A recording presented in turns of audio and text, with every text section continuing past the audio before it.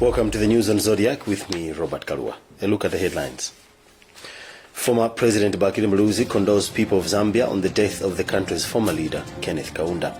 Parliamentary Committee on Health Chair withdraws public motion on pregnancy termination bill in Parliament.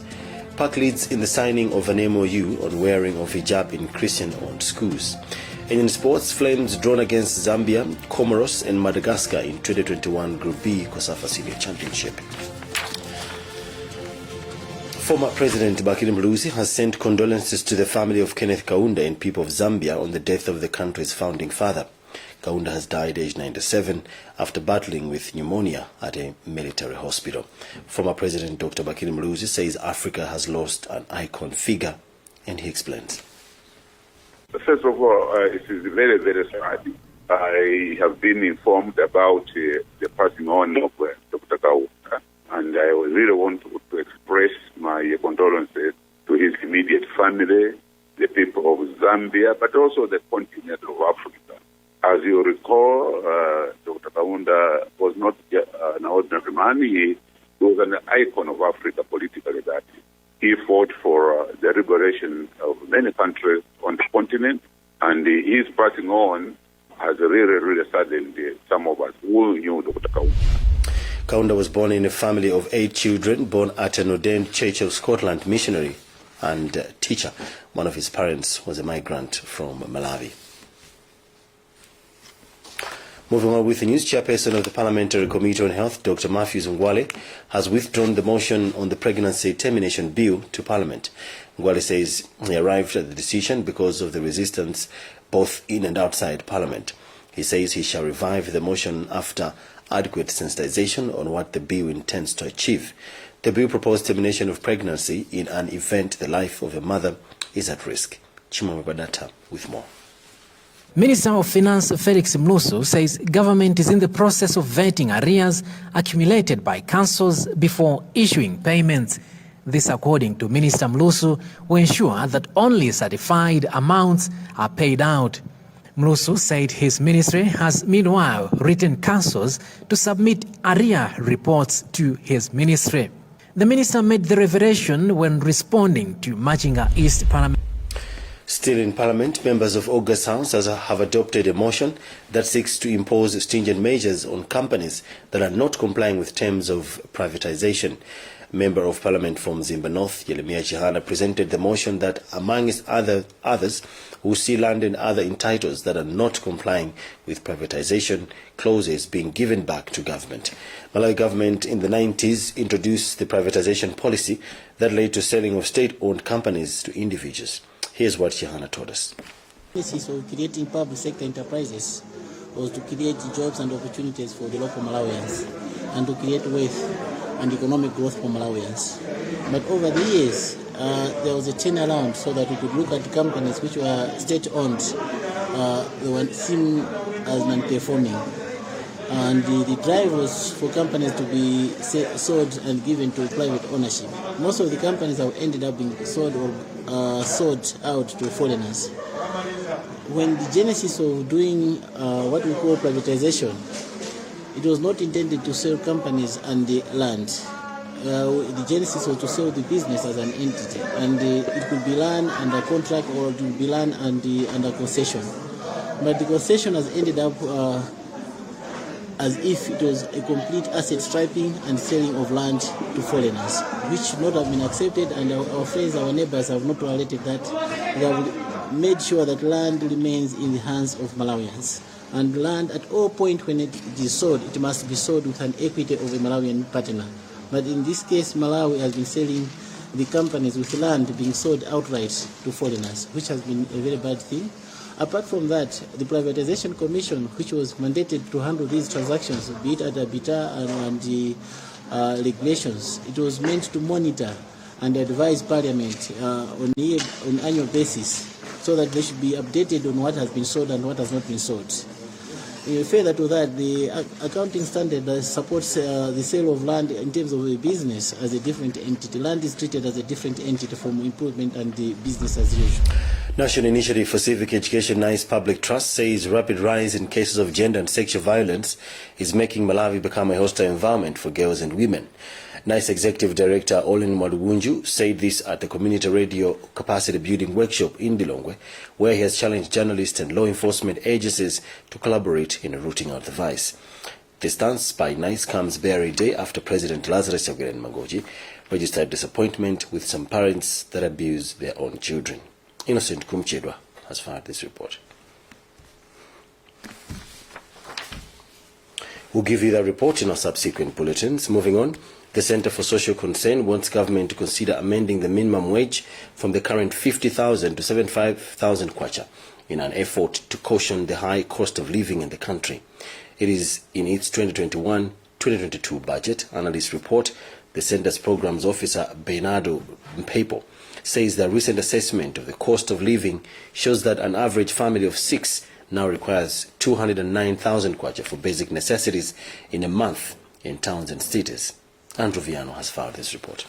In its analysis of the 2021-2022 national budget, Center for Social Concern argues that the current minimum wage, which is at 50,000 kwacha, cannot stand the prevailing high cost of living that Malawians are facing. The center further says the global pandemic COVID-19 and the weakening of kwacha have pushed up the cost of living, as it stands at 209,000 kwacha a month, far above 50,000 kwacha that was set as minimum wage. Programs Officer for the center, Bernard Mpepo, says the food poverty line is over 118,000 kwacha and that the current minimum wage cannot support buying of food and basic necessities.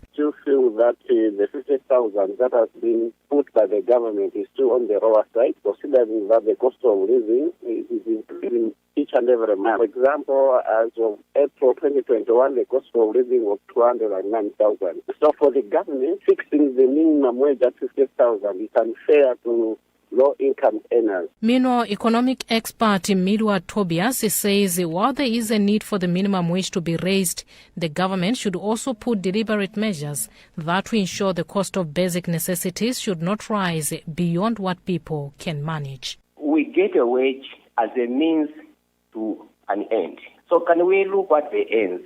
What should be made cheap? If you look at food, if you look at accommodation, if you look at transport, and then begin to advocate how government can mitigate, the rising cost of those issues, So if government would invest in construction of low-cost housing, for example, then you have people who are actually staying in low-cost houses. They're spending relatively less on accommodation. The 2021-2022 national budget under discussion in Parliament is projected at 1.9 trillion kwacha. Meanwhile, a research by 7 technical, entrepreneur and vocational education and training TVET colleges has revealed that majority of employed graduates are exposed to minimum wage exploitation. For instance, findings by Salima Technical College indicate that graduates are paid between 40 to 60 kwacha a month. Deputy Director responsible for technical skills in the Ministry of Labour, Mr. Chifundo Lodzen, says they will intensify inspections in construction companies, especially those owned by Malawian of Asian origin, to revise salaries. Christopher Sande with more. Can do tracer studies for their own colleges. The research indicates that although 78% of TVET graduates are employed, there are some concerns of exploitation, as some of them get between 40 to 60,000 kwacha per month. This is common in companies owned by Malawians of Asian origin, according to the findings. TVET Quality Assurance Director Elliot Mulanje said this is worrisome, while calling on graduates to establish their own enterprises. So the research has come out with a number of areas, whereby one, they're talking about the program itself and also the system that needs to be improved. Over and above that, issues that have been raised, like persons with disability not well incorporated. Action plan for Deputy Director responsible for technical skills in the Ministry of Labour, Chifundo Lodzen, has pledged to intensify inspections to push the companies to revise the pecs. Government would lobby to all the stakeholders and all employers that they follow the wage bill, the government wage bill. Some of the well-known technical colleges in the country are Sochi, Salima, Lilongwe, Zuzu, Nasawa, Livingstonia, and Namitete, where students attain different skills, including fabrication and welding, bricklaying, and carpentry, among others. Reporting for Zodiac from Blantyre, this is Christopher Sande. Staying on research by the National Planning Commission, NPC, has recommended 3 interventions it says could have huge impact to improving standards in the country's primary schools towards the attainment of the Malawi 2063 targets. According to the Commission's research manager, Dr. Andrew Jamali, the 3 are introduction of technology-assisted learning and service teacher training and the school feeding programs. Meanwhile, the Ministry of Education and education rights activists have welcomed the outcome of the research.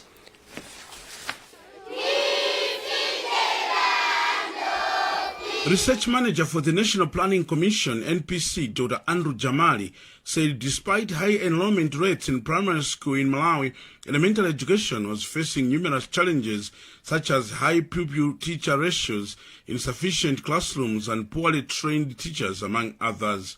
He said these, if unchecked, could derail Malawi's attainment of the National Development Blueprint, Malawi 2063. On one of the 3 interventions, the technology-assisted learning, he said it was important to start with those that are not very expensive. We already know that our resource envelope is continually thinning down, and so our proposition to this kind of technology-assisted learning strategies has to be aligned with what we can manage to afford. And like this time around, this study is indicating that apart from engaging or using the tablets in the schools, which could be expensive, logistically challenging, we can use the broadcast school programs on the radio or even TV for those that can access TVs, to use these as channels through which various kind of education services can be provided. And Grace Milner, who is Director of Basic Education in the Ministry of Education, said even before these research findings, government was already looking into these issues. All the 3 issues that the research revealed, they are part of our National Education Sector Investment Plan. They are already part of our key priorities in the ministry. For example, the technology learning assistance, we have a project whereby learners in primary school are using tablets, and it's in pilot districts. In the Malawi 2063 vision, education is one of the 5 big priorities for Zodiac. This is Madali Tapiri reporting. Inspector General of the Malawi Police Service says mob justice on crime suspects and attacks on persons with albinism remain top most serious security challenges in the country. Dr. George Kainja, speaking at the Community Policing National Conference in Lilongwe, says this call for improved relationship between law enforcers and community members to overcome. Recently, the service, he said, has been revamping community policing structures that lost stream to help in ending such barbaric acts within the communities, impacting on efforts employed to improve security and access to justice.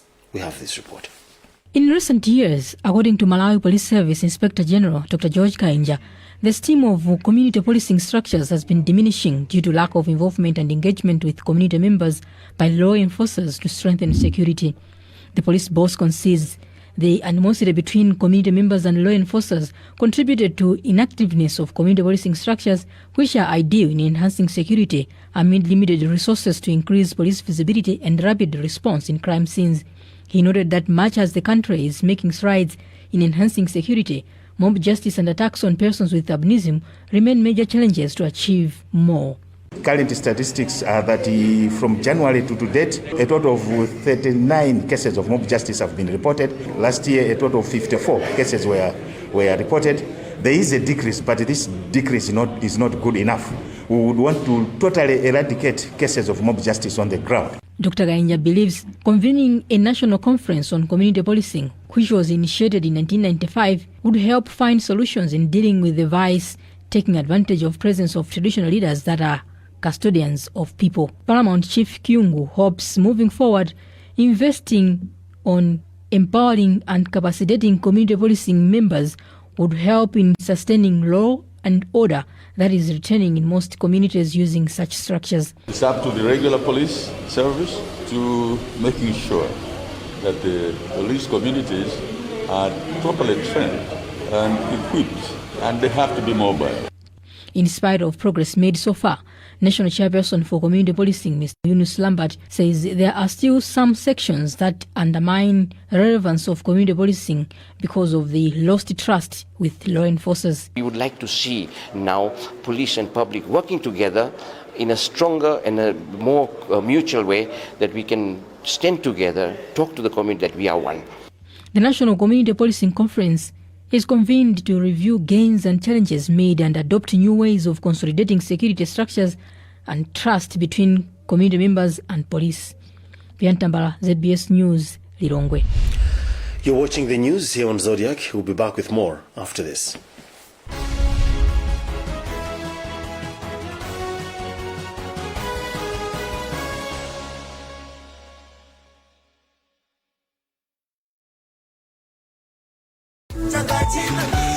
Tipolole kungonjezera mayunitsi atnm kuyambira 200 kwacha kapena kuposera pamenepo mutha kukhala mmodzi mwa mamilioneya mu TNM Tikolole promotion.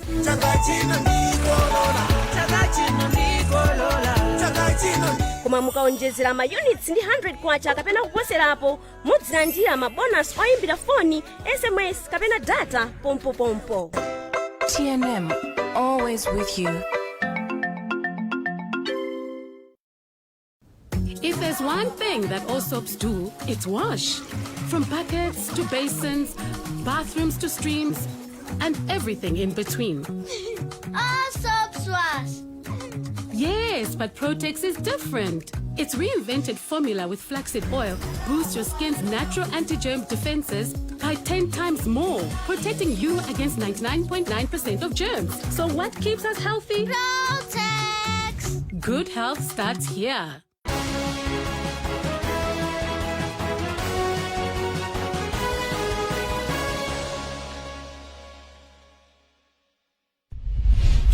Welcome back. Here are the top stories once again. Former President Bakili Muluzi condoles people of Zambia on the death of the country's former leader, Kenneth Kaunda. Parliamentary Committee on Health Chair withdraws troubling motion on pregnancy termination bill in Parliament. PAC leads in the signing of an MOU on wearing of hijab in Christian-owned schools. And in sports, Flames drawn against Zambia, Comoros and Madagascar in the 2021 Group B Kosovo Senior Championship. Moving on with the news, the Kwas Religious Body Public Affairs Committee PAC has laid in the signing of an MOU that will see Christian-owned schools in the country allowing female Muslim learners wear the hijab outfit in school. Christian-led schools in predominant Muslim communities have been at loggerheads with Muslims over the outfit. Elsewhere, the disagreement led to the violent demonstrations.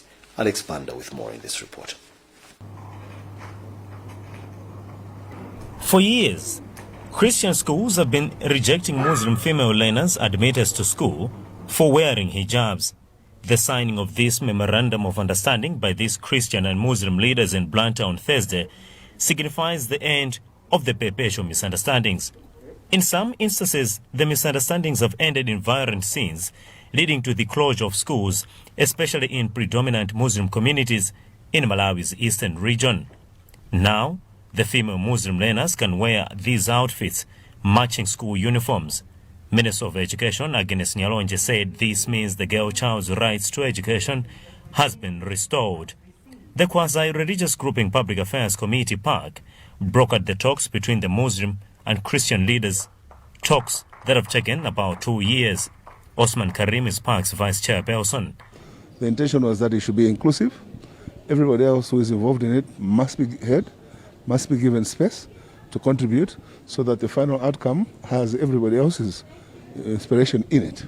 Minister of National Unity, Timothy Mtambo, has observed the need for coexistence. We might be different, but we must learn to tolerate and accept each other. That is the message we are getting from this MOU. So the Christians and Muslims in this country have sent a powerful message across the country that we might differ in what we believe in, but we're one. The MOU has recommended that government and PAC should also address concerns of Rastafarians, Bible believers, and other concerned faith groups in the country. For Zodiac and Blantyre, this is Alex Banda. The UN resident coordinator says she is impressed with work being done by non-state actors under the Spotlight initiative to rid the country of gender-based violence, which has a negative bearing on development. Maria Jose Torres made the remarks in Mzimba on Tuesday during a visit together with the Minister of Gender, Community Development and Social Welfare and the Speaker of Parliament to appreciate interventions being mounted by non-state actors who are being supported by the Spotlight initiative. Vanani Nyirenda reports. UN resident coordinator Maria Jose Torres says ending gender-based violence is crucial in advancing development in the country. Torres says she is impressed with work being done under the Spotlight initiative in 6 districts in the country, where girls are being withdrawn from marriage, reinstated in schools, and many cases of violence against women and girls are being reported and prosecuted. We are seeing incredible results. Today in Zimba, the amount of girls that have been taken out of early marriages, the amount of girls that have been brought back to school, cases where there is a criminal offense and have been taken to court, the way in which communities are coming together to discuss this issue. I think this is a real change in the paradigm. If anything, Spotlight has been just a little bit a drop in the ocean that has helped to create the space so the communities and the people can start making the difference and ending violence against women and girls, which is going to be fundamental for the development of Malawi.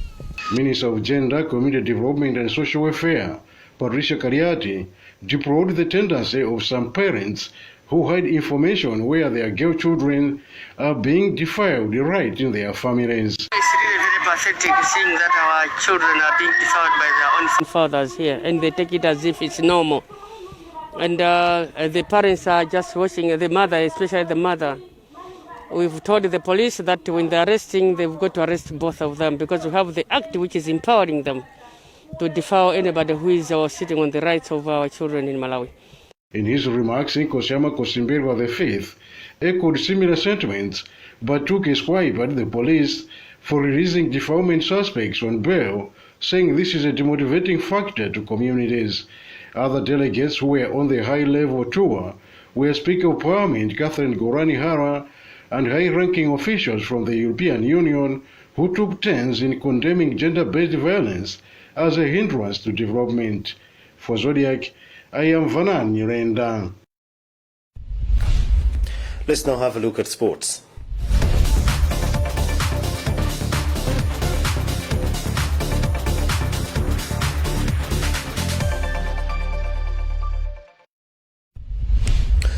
Malawi national football team, the Flames, have been drawn against rivals Zambia alongside Comoros and Madagascar in Group B of the 2021 COSAFA Senior Championship. Assistant coach for the Flames, Lovemore Fazili, has described the draw as fair, adding that thorough preparations will be key if the team is to succeed at the tournament, which will be held in the Rainbow Nation, South Africa, next month. Meanwhile, sports analyst George Kaudzamasina has asked Football Association of Malawi to consider early preparations. Bright Kanyama has filed this report. For 3 years running, Malawi will face rivals Zambia, who are also defending champions at COSAFA Championship, as they have been pitted in the same group at this CS event to be played in South Africa next month. Much improved Comoros Islands and Madagascar are also in the same group. Assistant coach Lovemore Fazili described the group as fair, as it also gives an opportunity for the Flames to prepare for World Cup qualifiers and Africa Cup of Nations finals. Fazili says they will compete for honours at the tournament. Pressure is always there, despite that we have qualified for other competitions. But this COSAFA tournament is very, very vital to us because it will also measure us or give us a chance to where we're going to participate in AFCON. Meanwhile, sports analyst George Kaudzamasina says thorough preparations will be key if the Flames are to avoid an early exit, adding it is a tricky group. They have to understand and read how Zambia, Madagascar, Comoros are playing. And at the same time, we have to understand their players and also come up with players who can match the opponent's players ball to ball. Otherwise, this is the only way we can compete competitively. Six-time winners Zimbabwe will face West African guest nation at the competition, Senegal, as well as Mozambique and Namibia in Group C. Host South Africa will take on Lesotho, Botswana and Eswatini in Group A. Only the top team in each group and the best placed runner-up will advance to the semi-finals. For Zodiak, this is Bright Kanyama.